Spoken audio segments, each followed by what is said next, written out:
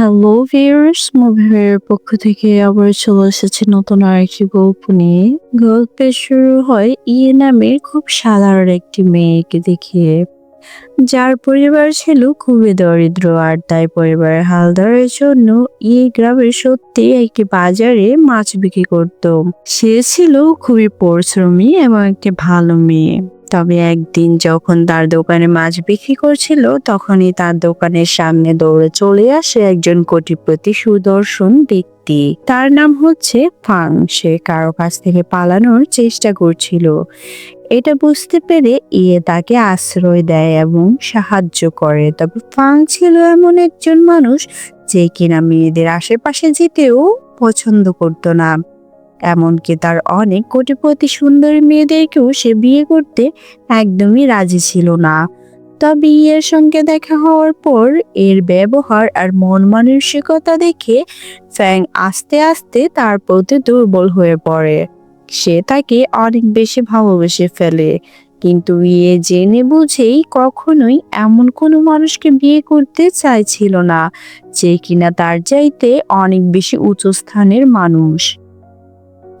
তাই সে বারবার ফাংকে ফিরিয়ে দিতে থাকে, কিন্তু পরবর্তীতে কি হয়েছিল, ফাং কি শেষ পর্যন্ত এর মন জয় করতে পেরেছিল, নাকি এখানেই শেষ হয়ে গেছিল তাদের সমস্ত সম্পর্ক, সেটাই আমরা দেখব আজকের এই অসাধারণ রোমান্টিক চাইনিজ ড্রামাটির গল্পে। তাহলে চলুন আর কথা না বাড়িয়ে গল্পটি শুরু করা যাক। ড্রামার শুরুতেই আমরা দেখতে পাই ইয়ে একজনকে ধরার জন্য চেষ্টা করছে। তাদেরকে মূলত তার মা পাঠিয়েছে তাকে ধরে নিয়ে একটা ব্লাইন্ড ডেটে পাঠানোর জন্য। আমরা বুঝতে পারি যে সে কোনোভাবে আসলে ব্লাইন্ড ডেটে যেতে রাজি নয়, এই জন্যই সে পালাচ্ছে। সে সেই লোকগুলোকে ফাঁকি দিয়ে সেখান থেকে পালিয়ে চলে যায়। এরপরে আমাদেরকে জাও ফাংকে দেখানো হয়। সে একজন মাছ বিক্রেতা।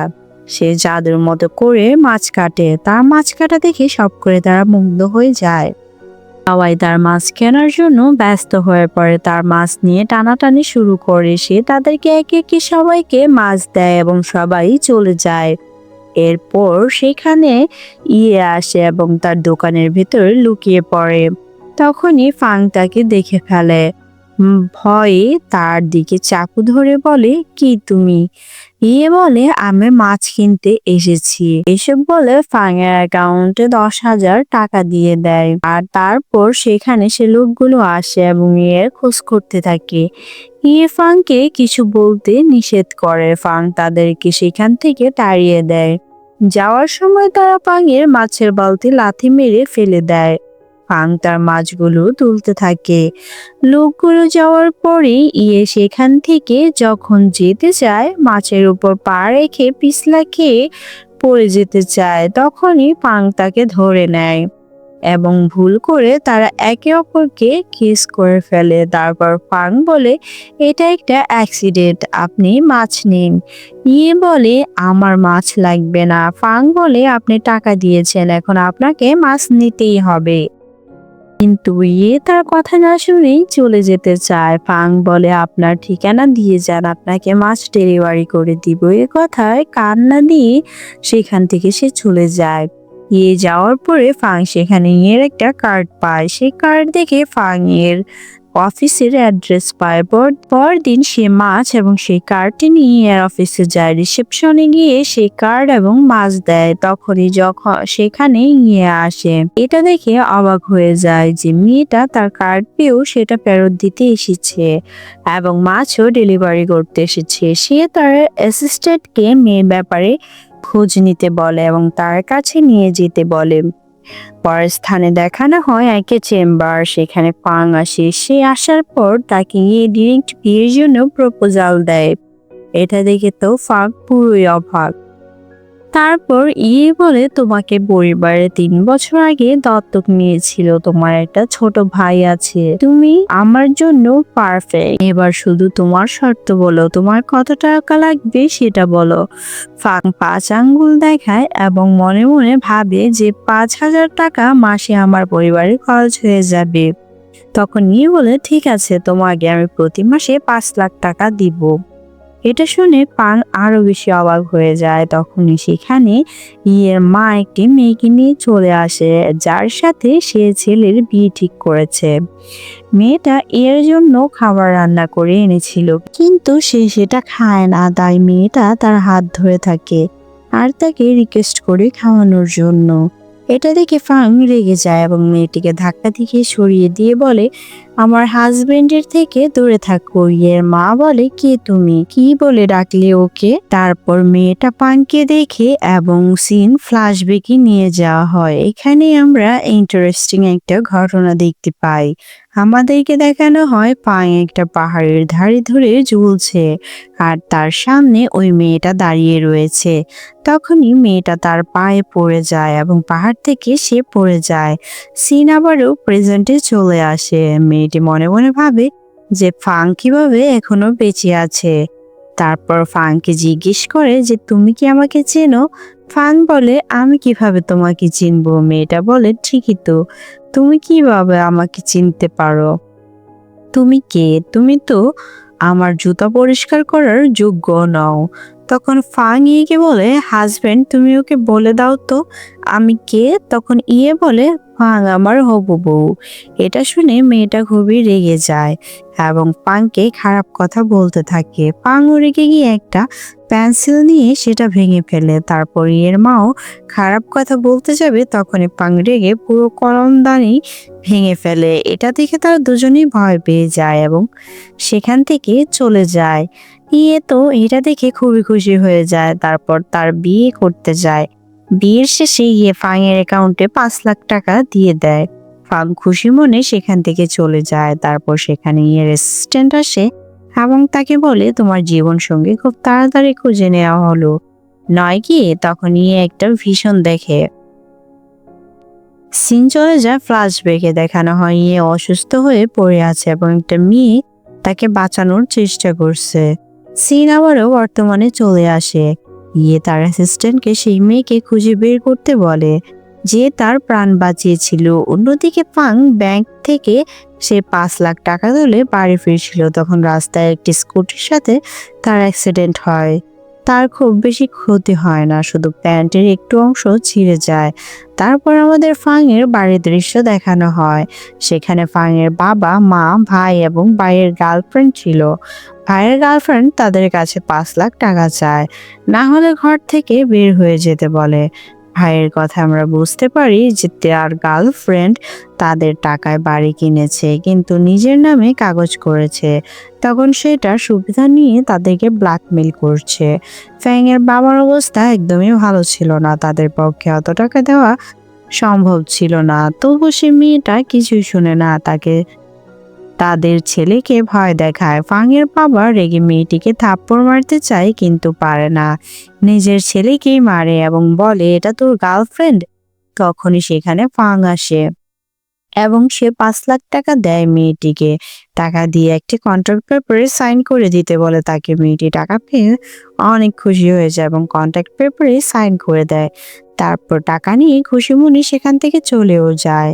ফাং এর ভাই তার কাছে ক্ষমা চায় এবং আমরা প্যাং এর কথা জানতে পারি যে এটা তার আসল পরিবার না। 3 বছর আগে তাকে এই পরিবার একটি পাহাড়ের নিচে পড়ে গিয়েছিল, সেখান থেকে পেয়েছে।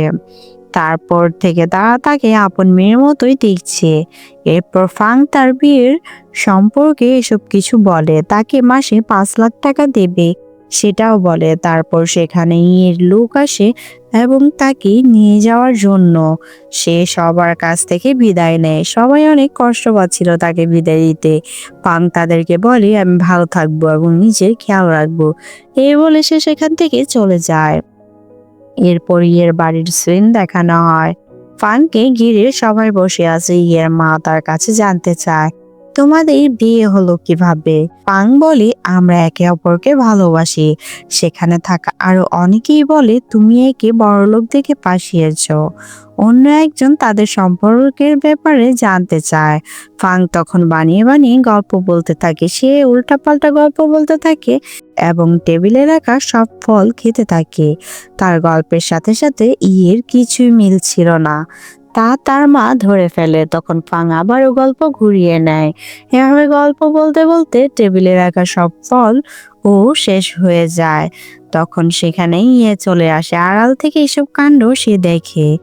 এরপর পাং নিজের সম্পর্কে বলতে শুরু করে এবং কলা খেতে থাকে। এরপর কিভাবে তার আর পাং এর প্রেম শুরু হয় সেই গল্প বলে আর চকলেট খুলে খেতে থাকে। সকলের প্রশংসা শুনে সবাই খুশি হয়ে যায়। রেসিস্টেটের গল্প শুনে সবাই তো পুরোই অবাক। এমন চাপাবাজি শুরু করে যে এক পর্যায়ে পাং এটা বলে ফেলে যে সে প্রেগনেন্ট। তখনই মা বলে ফেলে, চলো ব্লাড টেস্ট করে দেখি তুমি আসলেই প্রেগনেন্ট কিনা। ফাং নিজের কথার জালে নিজেই ফেসে যায়। বুঝতে পারে না এখন সে কি করবে, কোনোভাবে সে বিষয়টাকে সামলাবে। সেখানে থাকা অন্যরাও বলে যে থাক, এসব করার কি দরকার। তারপর মা কে দেখে এবং তার কাছে সত্যিটা জানতে চায়। পাং এটা দেখে ঘাবড়ে যায় যে তার সব কথা শুনে নিয়েছে। তখন পাংকে কাছে টেনে বলে ও যা বলেছে সবই সত্যি। এটা শুনে মা উত্তেজিত হয়ে পড়ে এবং সেন্সলেস হয়ে যায়। সবাই তার পাশে এসে ভিড় করতে শুরু করে। পাং সবাইকে সরিয়ে দিয়ে বলে তার মুক্ত বাতাস দরকার, সবাই সরে যাও। এরপর সে মায়ের পাশে বসে তার হার্টবিট এবং নিঃশ্বাস চেক করে এবং বলে ফার্স্ট এইড বক্স আছে। তাকে ফার্স্ট এইড বক্স এনে দেয়। সে বক্স থেকে একটা ইনজেকশন বের করে ফাংয়ের মায়ের শরীরে দিয়ে দেয়। এটা দেখে ফ্ল্যাশব্যাকের কথা মনে পড়ে যায় যে তাকে যে বাঁচিয়েছিল সে ওইরকম ইনজেকশন দিয়েছিল এবং তার পায়ে একটি দাগ ছিল। ইনজেকশন দেওয়ার পরে মায়ের সেন্স ফিরে আসে। সেন্স ফিরে মা পাংয়ের উপর খুশি হয় এবং তাকে মেনে নেয় নিজের পুত্রবধূ হিসেবে। এরপর ঘরের দৃশ্য দেখানো হয়। সেখানে ফাং কথা বলছে, তার অভিনয়ের প্রশংসা করে। এরপর ফাং জিজ্ঞেস করে যে আমরা কি একই বিছানায় শুভ? বলে এটা কি তোমার জন্য অস্বস্তিকর? এবার তারা একসাথে শুয়ে পড়ে। রাতে পাং স্বপ্নে সে দৃশ্যটা দেখে যেখানে সে পাহাড়ে ঝুলেছিল। একটা মেয়ে তার পায়ে পাড়া দেয় এবং সে পাহাড় থেকে পড়ে যায়। এই স্বপ্ন দেখে সে ভয়ে কে জড়িয়ে ধরে। তাকে কিছুই বলে না। পরদিন সকালে ঘুম ভেঙে পাং দেখতে পায় যে সে কে জড়িয়ে ধরে ঘুমাচ্ছিল। এটা দেখে সে বিব্রত অবস্থায় পড়ে যায় এবং তাড়াতাড়ি উঠে বসে। বলে তুমি নিজে আমাকে জড়িয়ে ধরেছিলে। পাং বলে তাহলে আমাকে সরিয়ে দাওনি কেন? বলে আমি চেষ্টা করেছি কিন্তু পারিনি। এরপর সেখান থেকে অন্য জায়গায় চলে যায়। এরপর খাবার টেবিলে বিব্রতিকর অবস্থায় পড়ে যায় এবং সেখান থেকে উঠে চলে আসে। তারপর সেখানে মিস হু এবং কাজিন হান আসে। মিস হু হচ্ছে সেই মেয়েটির যার সাথে মাতার বিয়ে ঠিক করেছিল, কিন্তু তাকে রিজেক্ট করে দিয়েছিল। এজন্য সে তার কাজিনকে বিয়ে করেছে। এখন সে বিয়ের ইনভাইটেশন কার্ড দিতে এসেছে। তারা ফাং তাদেরকে পাত্তা না দিয়ে নিজের মতো করে খেতে থাকে। এটা আবার হানের খুব খারাপ লাগে। এটা সে খারাপ ভাবে তাকে বলে। মিস তাকে সম্মান করতে বলে, কিন্তু ফাং তাদের আজে বাজে কথা শুনিয়ে দেয় যা তাদের প্রাপ্য। এটা শুনে তারা রেগে যায়। মিস হান বলে হানের যাওয়ার কর্পোরেশনের অধিকার আছে। এটা শুনে মা রেগে যায় এবং প্রতিবাদ করে। এটা শুনে আবার হান বলে বাবা মারা গেছে তাই এত সাহস দেখাবেন না। এমন খারাপ ব্যবহার দেখে পাং রেগে যায় এবং হানের কলার ধরে তাকে সাবধান করতে থাকে। তখন হান চিৎকার করে বলে তুমি কি আমাকে মারবে নাকি? ছোট ছোট হাত দিয়ে আমাকে মারবে? এরপর নিজের মুখ এগিয়ে দিয়ে বলে এই নাও মারো। তখন ফাং তার মুখে জোরে একটা ঘুষি মারে। ঘুষি খেয়ে সে মাটিতে পড়ে সেন্সলেস হয়ে যায়। তখনই সেখানে আসে এবং ফাং এর কাণ্ড দেখে তো অবাক হয়ে যায়। ফাংও এটা দেখে অবাক হয়ে যায় এবং হানের কাছে গিয়ে বলে আমি তোমাকে এত জোরেও মারিনি, ওঠো ওঠো। এরপর থেকে আরেকটা থাপ্পড় মেরে সেন্স ফেরায়। তখন দুজনের ঘাড় ধরে সেখান থেকে বের করে দেয়। মনে মনে ভাবে মা হয়তো ফাংয়ের এমন ব্যবহার দেখে নিশ্চয়ই ভয় পেয়ে গেছে, তাকে তার মাকে বোঝাতে চায়। তখনই তার মা উল্টো ফাংয়ের উপর অনেক খুশি হয়ে যায়। তাকে বলে তুমি খুব ভালো কাজ করেছো, আমি তোমার জন্য রান্না করতে যাচ্ছি।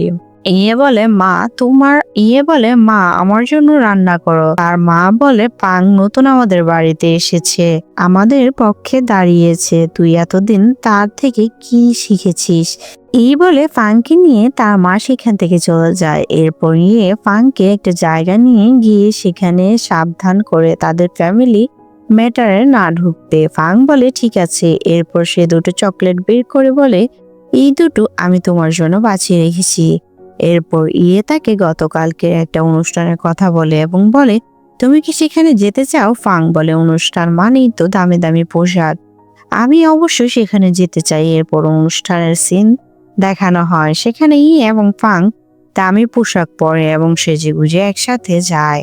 ফাংকে দেখে মনে মনে ভাবে এই মাছ বিক্রি করা মেয়েটাকে এখন দেখে বোঝাই যাচ্ছে না যে সে একটি সাধারণ মেয়ে।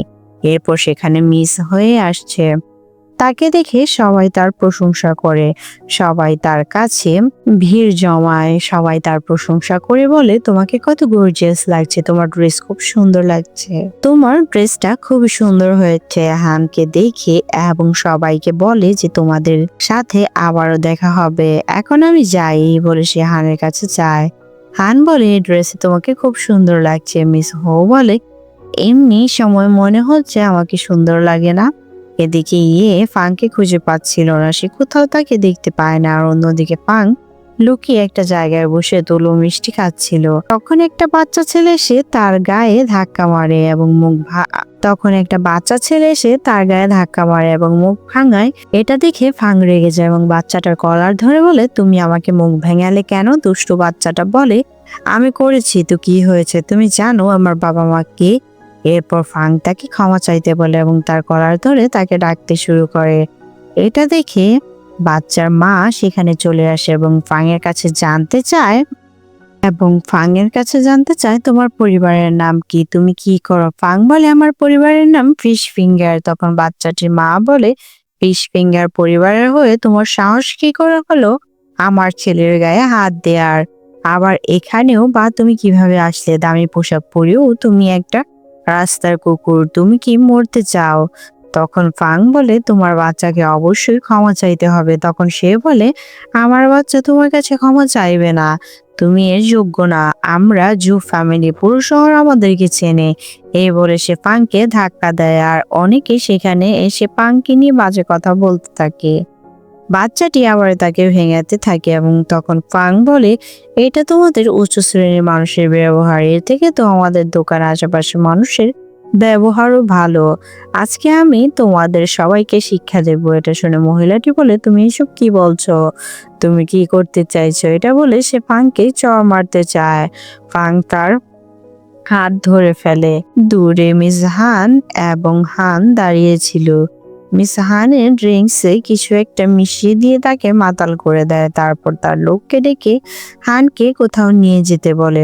লোকটা হানকে সেখানে নিয়ে যায়। তারপর সে মনে মনে বলে বোকা হান, তুমি কি ভাবছো আমি তোমার সাথে সত্যি সত্যি বিয়ে করেছি? এটা তো আমাদের একটি চাল। এরপর সে ফাংয়ের দিকে তাকায় এবং আবারও মনে মনে বলে জিং কিং, আমি তোমাকে একবার মারতে চেয়েছি কিন্তু পারিনি, এবার তোমাকে মেরেই ফেলবো। এরপর আমাদের ফ্ল্যাশব্যাকের দৃশ্য দেখানো হয়। ফাং তার বাবার কবরে ফুল দিচ্ছে এবং বলছে আমি হোম ফ্যামিলি পরিচালনা করব। তার পেছনে মিস হো দাঁড়িয়েছিল এবং সে মনে মনে বলছিল হো এর বাবা মা মারা গিয়েছে, এখন আমার সুযোগ তার জায়গা দখল করে নেওয়া। এরপরেই দেখানো হয় সেই দৃশ্যটা, সেখানে ফুং পাহাড়ের ধারে ঝুলে আছে এবং তার সামনে মিস হো দাঁড়িয়ে আছে এবং ফাং তাকে বলে তুমি আমার সাথে এমন করছো কেন, তুমি তো আমার বেস্ট ফ্রেন্ড। মিস হো বলে আমি এটা করছি কারণ আমি তোমার জায়গা নিতে চাই, তোমার পরিবার আমার লাগবে। এরপরে মিস হো এর পায়ে পাড়া দিয়ে এবং ফাং পাহাড় থেকে নিচে পড়ে যায়। মিস হো বলে এখন থেকে হো ফ্যামিলির সবকিছু আমার। এর মাধ্যমে আমরা বুঝতে পারি যে মিস হো আসলে হো পরিবার না, সে মূলত ফাং এর জায়গা দখল করেছে আর ফাং পাহাড় থেকে পড়ে গিয়ে তার স্মৃতি চলে গেছে। সিন চলে আসে বর্তমানে। মিস হো গিয়ে সেই বাচ্চাটির মাকে থাপ্পড় মারে, থাপ্পড় মেরে বলে ফাং আমার গেস্ট, তোমার সাহস কি করে হয় তার সাথে এরকম বিহেভ করার জন্য? এরপর ফাংকে বলে তুমি কি বিয়ে করেছ আর আমি হানকে। তাই আমরা এখন একই ফ্যামিলি। এরপর বলে চলো আমি তোমার জন্য কিছু আলাদা রান্না করি। তাই বলে তাকে একটা ঘরে নিয়ে যায়। যাওয়ার পথে ফাংয়ের চুলকানি হয়। সে রুমে গিয়ে ফাংয়ের অনেক চুলকানি শুরু হয়। মিস হো বলে তোমার এখনো অ্যালার্জি আছে, তুমি যে তুলো মিষ্টি খেয়েছো সেটাই আম মেশানো ছিল।